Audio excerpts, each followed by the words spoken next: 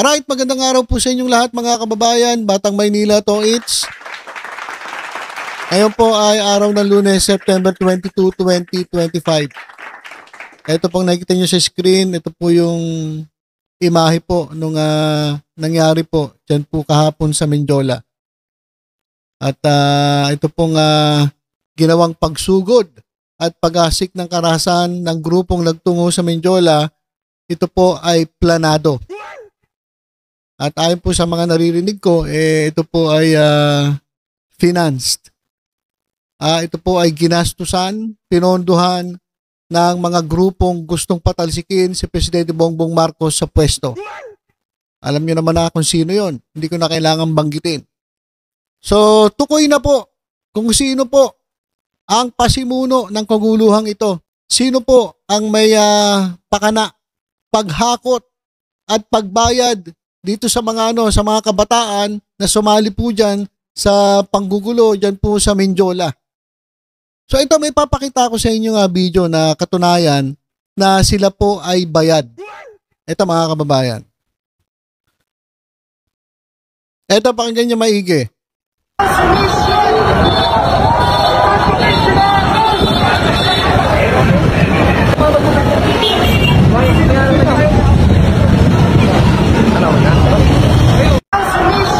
Okay, so maingay yung background pero rinig na rinig yung sinabi nung isa.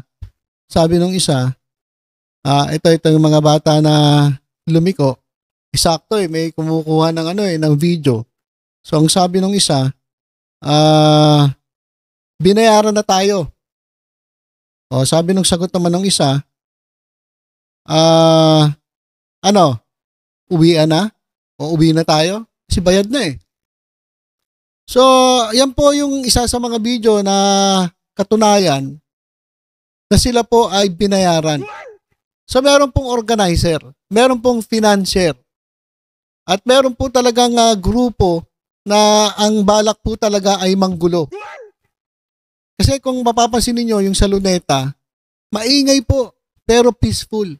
Wala po nangyaring kaguluhan maliban doon sa sa mga nakaitim. Ayun po yung yung gulo talaga diyan eh. Yung nakaitim na may mga takip sa may black na mask, may mga bonnet, naka-jacket, para mga geng-geng. Sabi nila geng-geng daw sila eh. Geng-geng ba o gunggong? Diba? Hindi kayo mga geng-geng, gunggong kayo. Geng-geng. Maputi kayo, gunggong kayo, hindi kayo geng-geng. O yung mga yan, yung nanggulo, yung inalis yung harang nung dun sa Luneta. Maliban doon, wala tayong narinig. Meron tayong mga naririnig na nagmumura. Si Vice Ganda talagang grabe, nagmura talaga siya. Pinagmumura niya yung mga corrupt na mga opisyal dito sa ating gobyerno. Kahit tayo naman talaga mapapamura eh. At yung iba doon, galit na galit din sa ibang grupo kasi yung mga Duterte supporters na nilalangaw po yung kanilang rally doon po sa banda po sa EDSA at doon po sa Liwasang Bonifacio, ang ginawa, nagsama-sama at naki-join dun sa ibang mga rallies. Tapos, anong nangyari? Di nagduduterte sila na mukhang tanga. Di nagalit sa kanila yung mga lehitimong rallyista at pinaalis sila. Hindi kayo kasali rito. Kaya nga si Amy Marcos hindi nagpunta sa EDSA. Ewan ko lang si Vic Rodriguez kung pumunta sa Liwasang Bonifacio. Sila yung may mga pakana, sila yung nanawagan pero wala sila. Kaya sabi ko sa inyo, niloloko lang kayo ng mga yan eh. Ilalagay lang kayo sa alanganin pagkatapos sila hindi naman magpapakita. So, nagkaroon po ng medyo sigawan dahil nga po pinaalayas sila yung mga Duterte supporters. Kasi ito pong rallying ito ay panawagan po para po labanan ng korupsyon. Wala po dapat kulay. Dapat po walang BBM resign at walang sigaw-sigaw na Duterte. Duterte! Duterte! Dapat walang ganon. Kasi ang kalaban natin ay mga corrupt government officials. Ayun po yung panawagan ng taong bayan. Paalisin mo si Presidente, sino po? Sara Duterte, di mas lalo nagka-leche-leche itong ating bansa. So,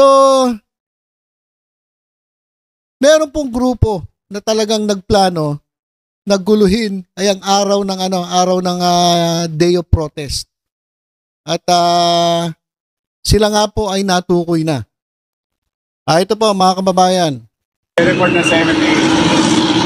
Norme, yung mga kabataan po na naging violente po kami pati. Nakakulong na. Matukoy na po ba kung sino po possibly kung may nag-orchestrate po sa kanila or sila lang po na pera? Merong mga initial report, sketchy pa.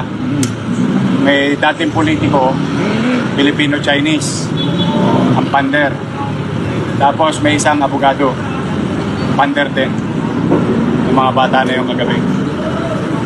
Alright, so yun mga kababayan. Isa pong dating politikong Filipino-Chinese at isang abogado ang nagpondo po dyan po sa mga kabataan na nanggulo dyan po sa Menjola. At talagang panggugulo yung layunin nila. Hindi po manawagan ng laban sa korupsyon, kundi talagang manggugulo. Tingnan niyo po yung ginawa nila dito sa sa Hotel Sogo, dyan po sa Recto. Na ngayon po ay inaayos na. Pinagbabasag po nila yung salamin eh. Niransak po nila yan. At ang balita ay pinasok nila yung vault at kinuha daw yung pera, nilimas daw. Ayan po yung so inaayos na po yung Hotel Sogo dyan sa Recto. Tignan nyo talagang hindi ito gawain ng mga lehitimong realista. So talagang nanggulo sila. Eto mga kababayan, may papakita ko sa inyong video na pinaghati-hatian nila yung pera. Eto mga kababayan. Ito yung pera ni Disca. Nasa amin na. Shoutout sa lahat ng kurakot, kinuha na ng ransom yung pera. Ito yung pera ni Disca. Nasa amin na. Shoutout sa lahat ng kurakot, kinuha na ng ransom yung pera. So yan po yung naglabasan sa social media na hindi natin alam kung saan galing yung pera na yan. Pwedeng ito yung niransak nila dun sa Sogo. O kaya naman, ito yung bigay nung funder, nung pumondo dyan po sa mga kabataan na nanggulo dyan sa Menjola. Ito pa mga kababayan, pakinggan natin yung interview kay Yorme at sinabi niya na mayroong nagmanipulate. So hindi po ito kusang loob ng mga kabataan. Hindi po ito kusang loob ng mga nanggulo dyan, kundi meron po talagang nagutos, may nagplano, may nagfinance. Kasi hindi naman ito gagawin ng mga ng mga matitinong realista eh. Di ba? Pakinggan natin si Yorme. Pagka merong ganitong deployment, bawal ang civilian na pulis. Lahat uniformado yan. Protocol ng PNP yan. Kaya pagka civilian may baril, yun ang kaduda-duda lagi. Ang duda namin, ang initial report namin na merong nagmanipulate ng mga bata. Ang mga initial report, unconfirmed pa. Pero ito yung mga nahuli natin na nanunog ng motor, nagagis ng molotov, nanira ng private property. Mga dayo Taguig, nakita ko yung mga address Taguig, Pasay, Parañaque, Caloocan, Quezon City. May may nag-organize inaalam namin ngayon yung may mga balita kami, mga dating politiko, Filipino-Chinese. May isa naman, lawyer. Ayan yung mga binabantayan namin yan. Pagka merong ganito. Okay, so ayan mga kababayan, may nag-manipulate, may nagutos, may nagplano, may nag-fund, may nagpondo na na politikong Filipino-Chinese at lawyer. Ayan po ang sinabi ni Yormisco Moreno. At yung grupo ng kabataan mga kababayan ay miyembro daw ng CPP-NPA. Eto naman si Ka Eric. Ewan ko kung maniniwala kayo dito pero gusto ko na rin iparinig sa inyo kasi ang sabi niya, yung mga nagprotesta, yung mga nag-riot ng gulo dyan sa Menjola, ang nasa likod daw nun ay ang CPP-NPA. Ito, pakinggan natin. Naganap na riot, no? Doon sa area ng Recto, papuntang Ayala Bridge, then also papuntang Mendiola towards the gate of Malacanang. Malayo-layo pa, siguro mga 4 kilometers ito away ang area ng riot na ito.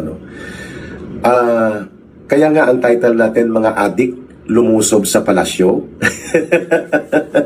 Kasi karamihan po ng kabataan doon, mga gang na nirecruit ng CPP, NPA, NDF, no?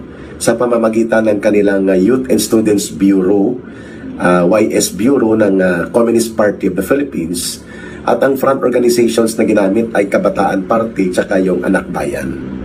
So yung grupong ito na mga operatiba ng CPP, NPA, NDF, nag-recruit ito ng kabataan sa mga komunidad ng Tondo at mga barangay sa Maynila, Caloocan, Malabon, Nabotas, Valenzuela. Hindi lamang mga schools, no? At ang grupong binuo nila, kunwari ay hindi halata, ito po yung kabataan bangon sa baha, bangon kontra korupsyon. So yung grupong kabataan bangon sa baha, bangon kontra korupsyon is a project of the Communist Party of the Philippines para makapagbuo sila ng malawak na alliance network of different organizations ng kabataan. Okay, so yan naman yung version neto ni Ka Eric. Pwede yung grupo ay miyembro ng CPP-NPA na pinondohan naman nung politiko at nung abogado. So, anong nangyari dito ay nagkaroon na ng sabuatan. Yung CPP-NPA, ginamit nila para manggulo, para maisagawa nila yung balak nila na patalsikin itong si Presidente Bongbong Marcos sa gobyerno. So, sabuatan yan mga kababayan. At ayon naman sa PNP, ang grupo naman na nanggulo ay hip-hop gangsters na na-impluwensya ng rapper. So, halo-halo. So, naghalo-halo na. Si CPP-NPA, may rapper, mayroong mga hip-hop. So, pakinggan nga natin itong sinasabi ni Sir. Sino itong mga nasa likod itong nagulo? Ongoing pa yung ating pag-iimbestiga. Initially, nalaman natin ito yung mga hip-hop gangster, yun ang nakukuha natin dito. At na-influensyahan sila ng isang rapper na hindi na muna natin babanggitin. Pero nakita naman natin sa social media kung sino ito. Sino itong mga nasa likod itong nagulo? Okay, so ito namang version, hip-hop vlogger na-influensya ng rapper, yung gangster. Kasi mga gunggong nga hindi geng-geng, gunggong yung kanilang pinaggagawa dyan. Pero kung ako ang tatanungin, mas credible itong sinasabi ni Manila Mayor Isko Moreno. Yung kanilang investigasyon, dating politiko at abogado ang funder ng kaguluhan dyan po sa Maynila. So iba-iba na po ang bersyon, iba-iba ang kanilang investigasyon, pero ang malinaw, ito po ay sinadya, pinagplanuhan para po patalsikin itong si Presidente Bongbong Marcos sa pwesto. At hindi na po ako magsasalita kung sino sa tingin ninyo yung gustong mangyari na guluhin ang gobyerno. Alam nyo na po yun kung sino. Kailangan pa bang i-memorize yan? Hindi na po kailangan i-memorize yan. Kaya sana sa mga susunod na magsasagawa sila ng mga kilos protesta, dapat maging mas mahigpit itong ating mga kapulisan at maging si Mayor Isko Moreno, kasi sa Maynila usually ginagawa yung mga rallies na yan kasi nandiyan ang Malacanang Eto mga tulonggis ito, pwede naman kayo mag-rally sa iba, bakit sa Menjola? Dahil gusto nyo pasukin yung palasyo? Ayun naman ang purpose yan gusto nilang pasukin yung palasyo. Kaya sila doon ang gulo sa Menjola. Tahimik sa Luneta, sa EDSA, pero pagdating sa Menjola, ang gulo-gulo. Dito talaga sila nakakonsentrate. Malapit po sa Malacanang. Dahil yun po ang purpose nun. Pasukin ang Malacanang. Hindi naman nila kakayanin yan. Dahil kung gusto nyo talagang mapatalsik ang gobyerno, kinakailangan nyo ng suporta ng taong bayan, kinakailangan nyo suporta ng military, kinakailangan nyo suporta ng mga pulis. Pero itong mga gunggong, na sinasabi nila sila yung mga geng-geng na imbis na hikayatin ng mga pulis talagang inaway pa nila, talagang nanggulo lang hindi nyo kayang pabagsakin ang gobyerno sa ganyang paraan. At sa tingin ko, itong military, itong pulis ay todo suporta pa rin kay Presidente Bongbong Marcos. Kasi unang-una, si Presidente Marcos nga ang nagbulgar nung korupsyon eh.